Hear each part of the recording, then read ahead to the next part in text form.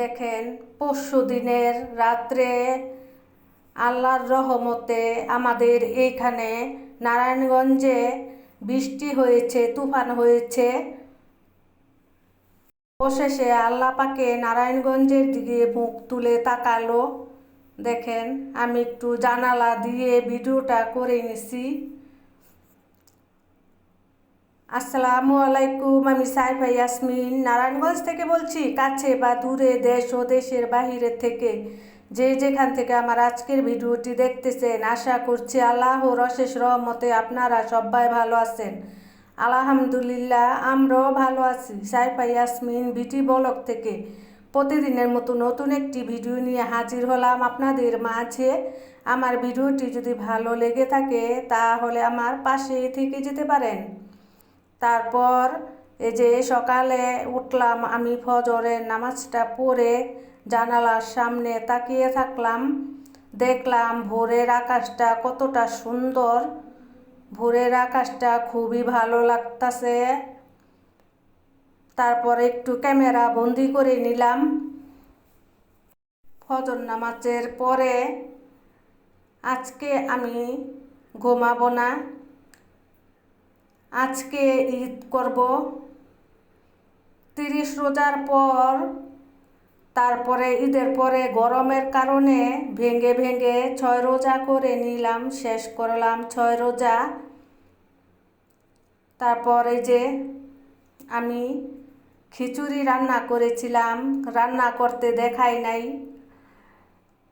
কালকে লাইভের কারণে খিচুড়িটা রান্না করতে, মাংসগুলি রান্না করতে, কিছুই রান্না করতে দেখাতে পারি নাই, কারণ মোবাইল দিয়ে আমি লাইভে ছিলাম। এই কারণে চলাকালীনে আপনাদের ভাইয়া বলল ক্ষুধা লেগে গেছে, খেয়ে নিবে।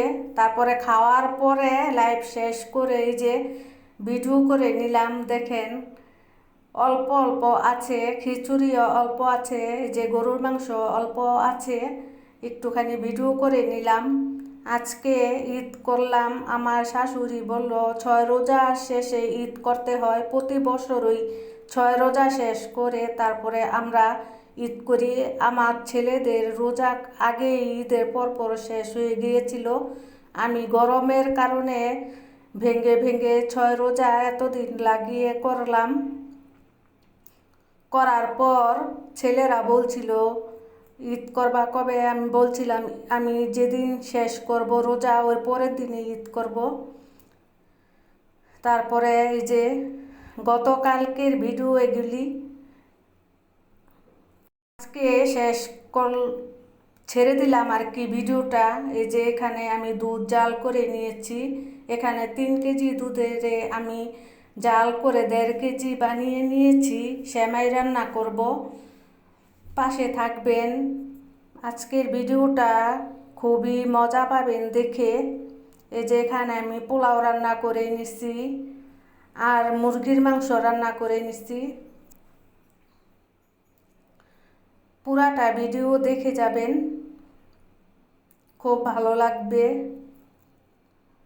অল্প অল্প করে সব কিছু রান্না করে নিছি। এই যে মুরগির মাংসটা দেশি মুরগি রান্না করে নিছি, রোস্ট আর পোলাও, খিচুড়ি, গরুর মাংস আর 2 পদের সেমাই রান্না করছি।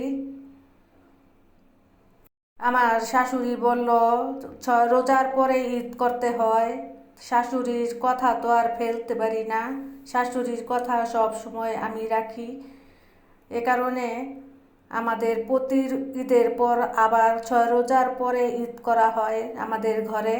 এই যে সেমাইটা রান্না করে নিলাম, দুধের সেমাইটা আর জর্দা সেমাই রান্না করে নিচ্ছি।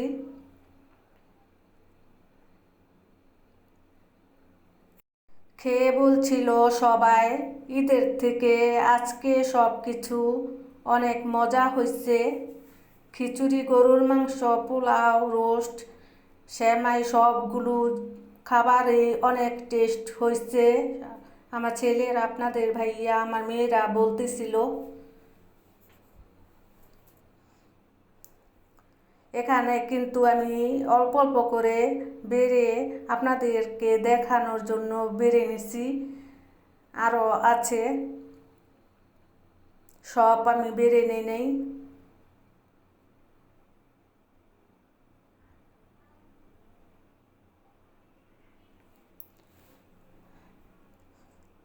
এখন আমি আবার নতুন কাপড় চোপড় পরবো। আমার শাশুড়ি বলল নতুন কাপড় চোপড় পরতে হয়। তারপর এই 3 পিসটা দেখেন আপনার ভাইয়া কিনে দিছিল ঈদের ভিতরে, আর ছেলে যেটা দিয়েছিল ঈদের ভিতরে ওটা ঈদের দিন পরেছিলাম। আর এই 3 পিসটা রেখে দিছিলাম আমি 6 রোজার পরে ঈদ করব, ওদিন আমি পরব, এই কারণে এই 3 পিসটা রেখে দিছিলাম। কাতান 3 পিস আপনাদের ভাইয়া এনে দিছিল। 3 পিসটা কেমন হয়েছে বলবেন। আমার তো খুবই পছন্দ হয়েছে দেখে, খুব ভালো লাগলো দেখে। ওড়নাটা খুবই সিম্পল, আমার কাছে সিম্পল ওড়না থাকলে খুব ভালো লাগে। আর এই যে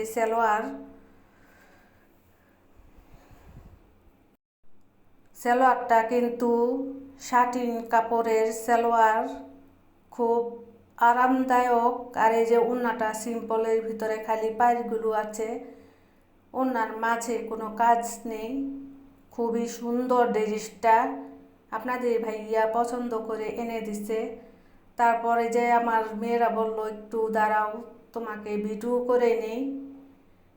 আমার কাছে তো খুবই ভালো লাগছে। এই ড্রেসের সাথে ম্যাচিং করে জুতাগুলি এনে দিয়েছে আপনাদের ভাইয়া। ড্রেসটা খুবই আমার পছন্দ হয়েছে। কার কার কাছে কিরকম লেগেছে কমেন্ট করে জানাবেন আমার প্রিয় আপুরা ভাইয়ারা। আমার প্রিয় আপুরা জানাবেন আমার ড্রেসটা কিরকম হয়েছে। আমার কাছে খুবই পছন্দ হয়েছে। বিদায় নিয়ে নিচ্ছি, আল্লাহ হাফেজ।